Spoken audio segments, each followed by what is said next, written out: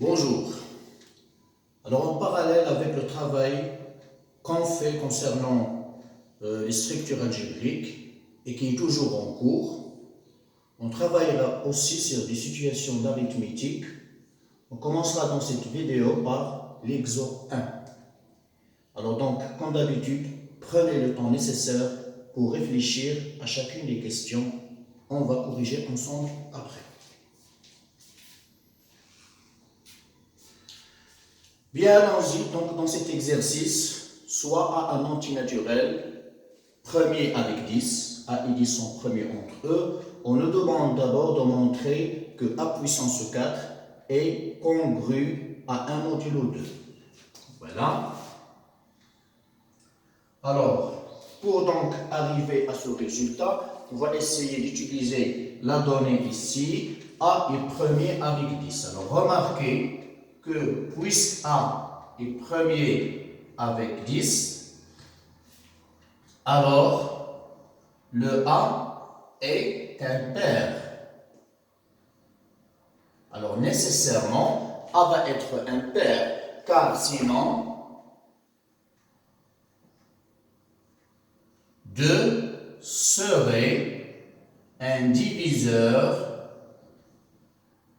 commun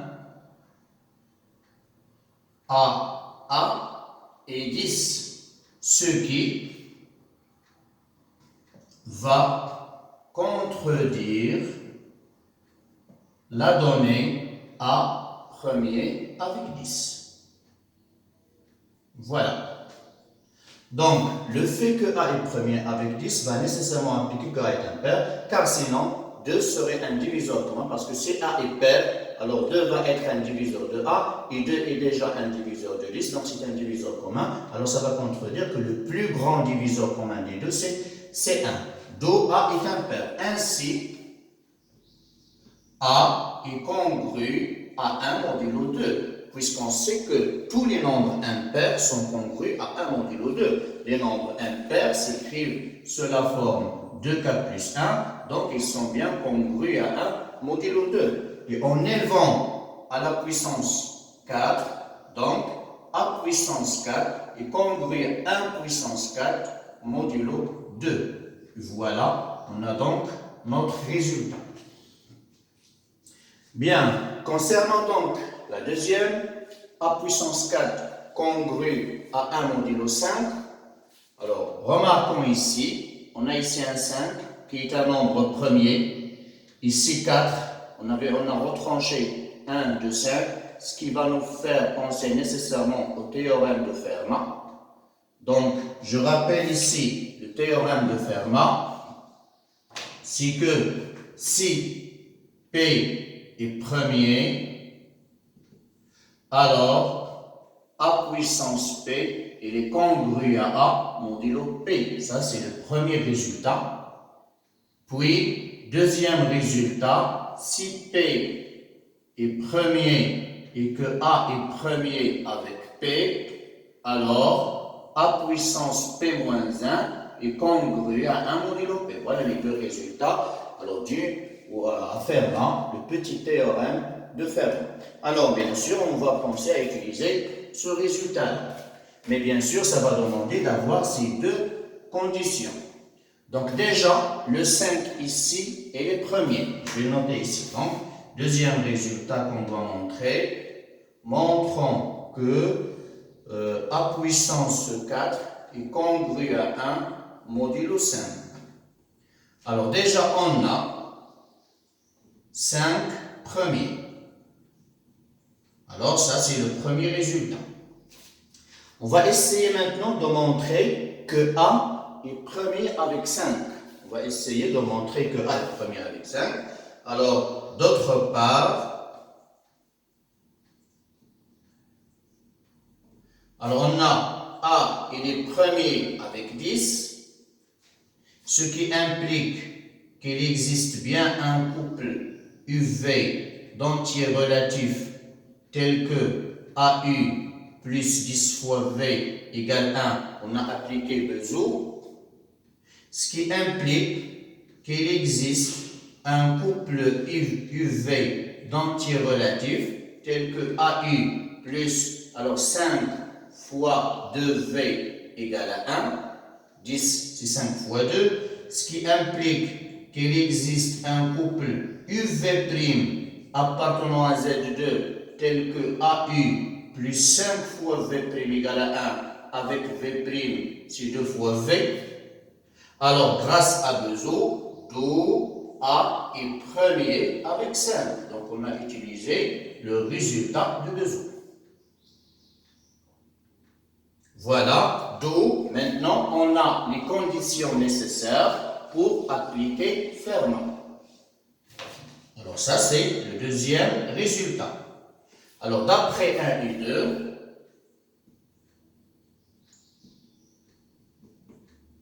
en utilisant Fermat, on obtient donc A puissance 5 moins 1 congru à 1 modulo 5, c'est-à-dire A puissance 4 est congru à 1 modulo 5. Et voilà notre résultat. Donc, vous voyez, donc ici bien sûr, il y a des signes qui vont nous faire penser à un certain résultat, l'application d'un certain résultat, et Fermat donc figure parmi ces résultats-là. Le fait de remarquer ici un nombre premier, alors bien sûr, parmi les issues qu'on doit explorer, qu'on doit penser à explorer, c'est le théorème de Fermat. Puis déduction.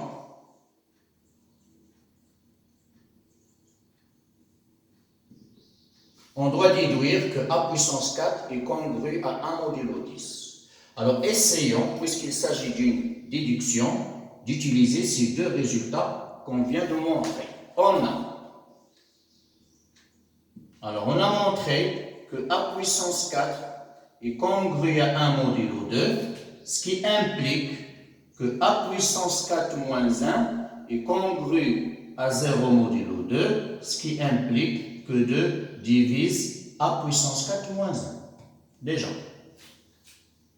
Puis aussi, A puissance 4 est congru à 1 modulo 5. De la même façon, A puissance 4 moins 1 est congru à 0 modulo 5 en retranchant le 1, ce qui implique que 5 divise A puissance 4 moins 1. Deuxième résultat. D'où on vient maintenant d'accumuler les résultats suivants. 2, il divise A puissance 4 moins 1. 5, il divise A puissance 4 moins 1. Et aussi, 2 est premier avec 5. Et donc, ça va impliquer que 2 fois 5 divise A puissance 4 moins 1. Ça veut dire 10 divise A puissance 4 moins 1. Et finalement, A puissance 4 moins 1 congru à 0 modulo 10. Et voilà, A puissance 4 est congru à 1 modulo 10. Voilà. Donc, on est arrivé à notre résultat.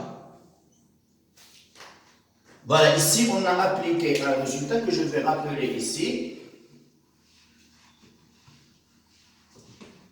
Donc, on a appliqué le résultat suivant. Si A divise B et C divise B et A est premier avec C, alors on a le droit de dire que AC divise B. Alors sans cette condition-là, on ne peut pas faire cette application. On ne peut pas prendre ce chemin-là. Mais grâce à cette condition, on a bien le droit de dire que A fois C divise B, c'est ce qu'on a utilisé ici. Donc, on a notre résultat.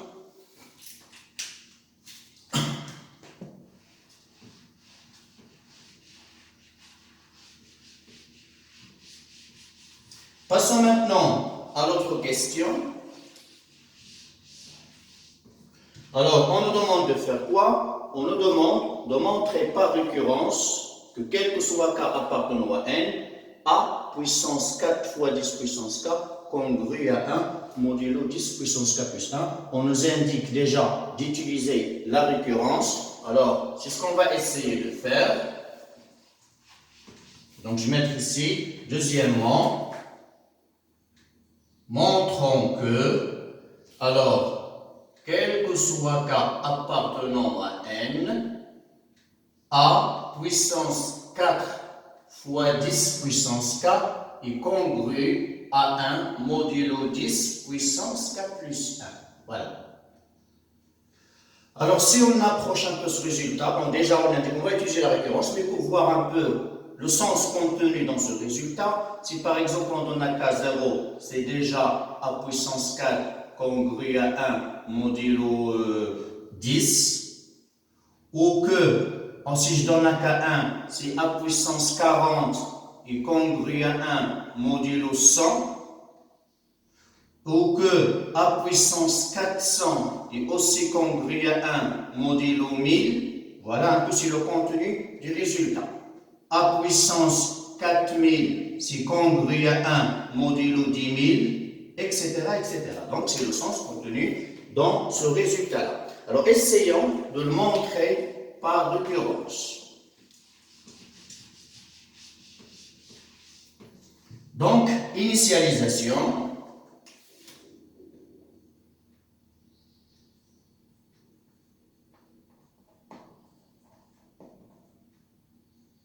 Voilà.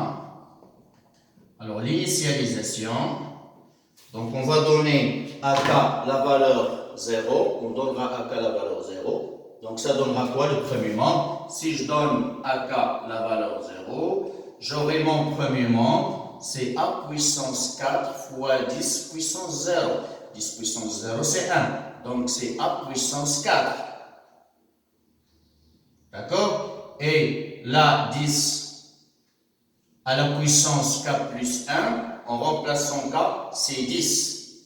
Or, on sait que a puissance 4 est bien congru à 1 modulo 10, d'après la question précédente. Donc, la propriété est bien vraie pour la valeur de k égale à 0. Donc, P de 0 est vrai. Voilà notre première partie concernant la récurrence. Alors, deuxième partie de la récurrence, hérédité.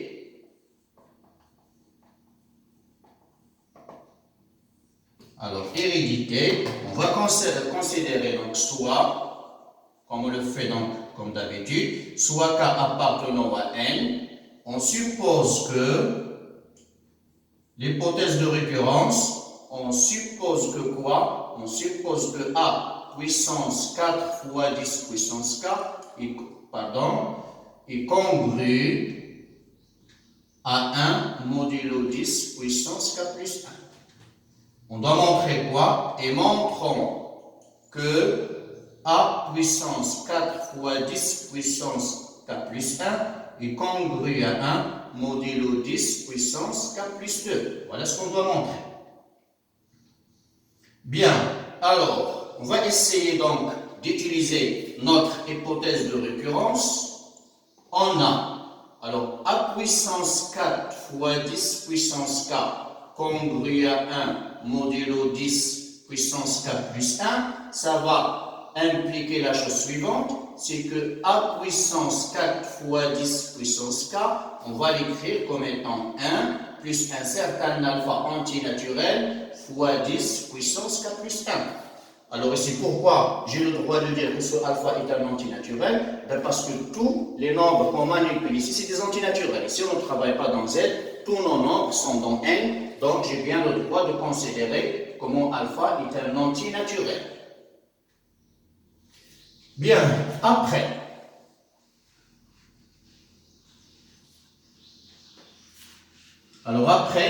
notre but toujours, c'est de trouver que a puissance 4 fois 10 puissance k plus 1 congru à 1 modulo 10 puissance k plus 2. C'est le résultat auquel on doit arriver. Voilà. Alors, ce qu'on doit remarquer, quel est le lien entre ce terme et celui-là? Là, ici, on a a puissance 4 fois 10 puissance k plus 1. Là, c'est a puissance 4 fois 10 puissance k. On va remarquer qu'il suffit d'élever à la puissance 10. Si je prends a puissance 4 fois 10 puissance k et que je l'élève à la puissance 10. Alors, il va me donner la chose suivante, c'est a puissance 4 fois 10 puissance k fois 10. On va multiplier entre eux les exposants. Ce qui va donc donner a puissance 4 fois 10 puissance k plus 1. Et voilà donc, on trouve bien le lien entre ces deux termes-là. Donc, ce qu'on va faire, on va donc, dans cette égalité-là, on va élever à la puissance 10 les deux membres. Donc, on va élever donc, les deux membres à la puissance 10.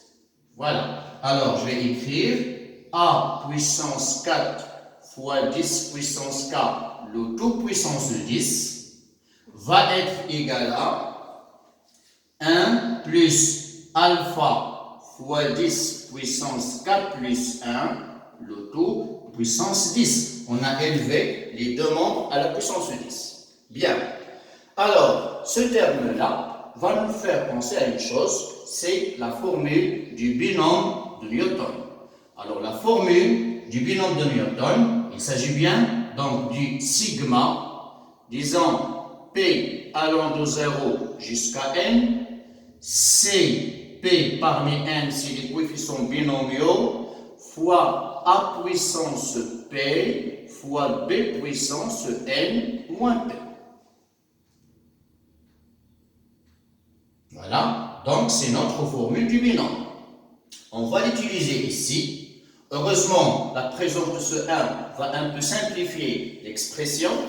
Donc on va l'utiliser dans notre expression ici. Donc ça implique que ça, c'est bien A puissance 4 fois 10 puissance k plus 1, on vient de le voir. Ça va être égal donc à sigma P allant de 0 jusqu'à 10, puis le coefficient binomial, c'est P parmi 10, puis je vais d'abord écrire ce terme-là, alpha fois 10 puissance 4 plus 1, le tout puissance P, fois l'autre terme, c'est 1 puissance, ça va donner 1. Voilà. Ce qui implique que A puissance 4 fois 10 puissance 4 plus 1 égale. Alors, ce qu'on doit tâcher à faire, on doit donc essayer de faire apparaître ce 10 puissance 4 plus 2, puisqu'on cherche une égalité modulo 10 puissance 4 plus 2. Donc, on doit essayer dans ce deuxième membre, faire apparaître ce 10 puissance 4 plus 2.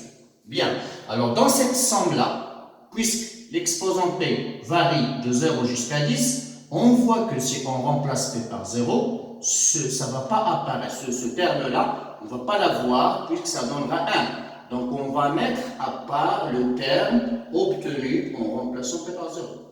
On va l'écrire à part. Donc, on va un peu détailler cette somme-là. Remplaçons P par 0. Donc, ça va donner C0 parmi 10 fois 1. Puisque ce terme puissance 0, c'est 1, plus, donnons aussi à P1, on va donner à P1, donc C1 parmi 10 fois alpha fois 10 puissance 4 plus 1. Et finalement, tous les autres qui restent, c'est plus. Alors, je vais essayer un peu de refaire pour gagner un peu d'espace. Alors, ce qui implique que A puissance 4 fois 10 puissance k plus 1, je réécris, est égal, si je donne à P 0, alors c'est C0 parmi 10 fois 1, puissance 0. Si je donne à P1, c'est C1 parmi 10 fois alpha fois 10 puissance k plus 1. Et puis, tous les autres qui restent, le P part de 2 jusqu'à 10, de Cp parmi 10, alpha puissance P, et là, alpha puissance P, 10 puissance 4P plus P. Voilà, j'ai bien donc appliqué ici le résultat de 10 puissance, une règle de puissance. Alpha a pris son exposant, l'autre aussi a pris son exposant. Voilà, alors ça implique quoi? Que A puissance 4 fois 10 puissance 4 plus 1 égale. Alors, coefficient binomial, on sait bien que ces coefficients, lorsqu'on a un 0 ici, il s'agit bien de 1, on peut appliquer la formule des coefficients binomiaux. plus C1 parmi 10, c'est 10, mais je vais d'abord écrire alpha fois 10 puissance K plus 1, parce que C1 parmi 10, il est égal à 10, plus, ici, je vais essayer de faire apparaître ce K plus 2, ce 10 puissance K plus 2. Donc, c'est la somme P allant de 2 jusqu'à 10, 10 puissance K plus 2, pour faire apparaître ce terme-là, fois donc fois CP parmi 10, alpha puissance P. Alors, pour bien écrire, je vais l'écrire ici, pardon, pour que la chose soit bien claire. Donc, plus la sommation P allant de 2 jusqu'à 10. Alors, je fais apparaître le 10 puissance K plus 2, puis j'ai mon alpha puissance, pardon, d'abord le coefficient binomial, j'ai mon CP10, j'ai mon alpha puissance P, et là j'ai mon 10 puissance 4P plus P, mais vu que j'ai multiplié par 10K plus 2, il faut l'éliminer. On va donc retrancher K et retrancher 2 pour éliminer ce 10 puissance K plus 2. Donc on a mis ici. Puisque maintenant, en faisant l'opération entre ce terme et celui-là, ou entre ce coefficient et celui-là, on aura notre 10 puissance 4P plus P. Voilà, donc ça implique quoi? Ça implique que A puissance 4 fois 10 puissance K plus 1 est égal à 1 plus alpha fois 10 puissance K plus 2. Par bonheur, on voit apparaître ce terme-là, 10 puissance K plus 2, et là, ce 10 puissance K plus 2, il ne dépend pas de l'indice qui varie dans cette sommation-là, donc on a le droit de faire sortir à l'extérieur, c'est 10 puissance K plus 2, sigma, P de 2 jusqu'à 10, on a donc notre CP parmi 10, on a notre alpha puissance P, et là on va écrire la chose suivante, c'est 10 puissance 4P moins K, je vais factoriser par K. P-1 plus P-2. Voilà. Alors, ce terme-là, cette expression, je l'ai écrite comme ça pour bien faire apparaître son signe. Alors, 4P-K, on a factorisé par K. P-2, on l'a ici.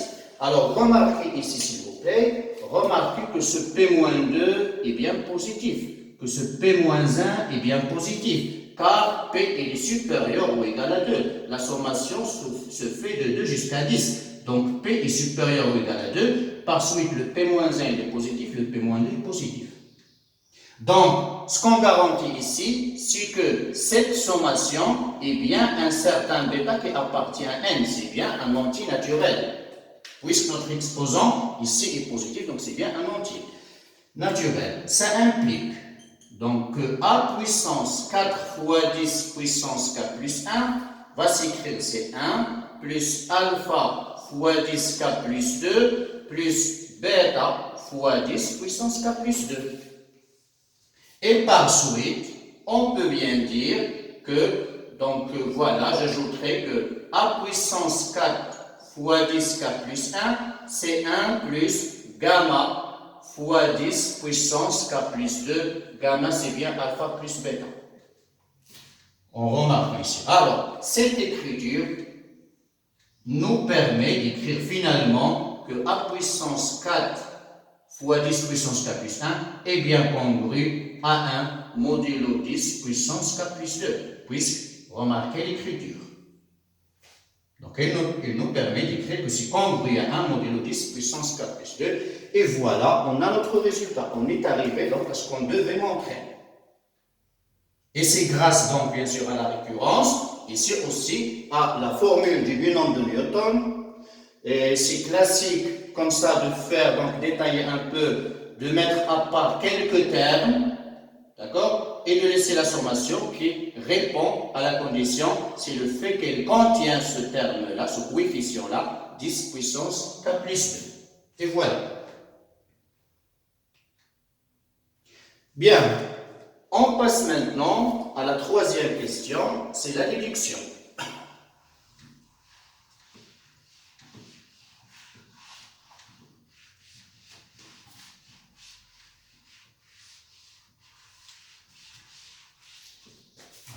essayons de voir la déduction. On nous demande de déduire quoi? Donc, troisièmement, déduire, donc déduisant que, donc on doit déduire que A, quel que soit K appartenant à N, A puissance 20 fois 10 puissance K plus 1 congru à A modulo 10 puissance K plus 1. Voilà ce qu'on doit déduire. Alors, puisque c'est déjà une déduction, donc on doit penser à utiliser le résultat qu'on vient de montrer. On a, je le rappelle, on vient de montrer que A puissance 4 fois 10 puissance K est congru à 1 modulo 10 puissance K plus 1.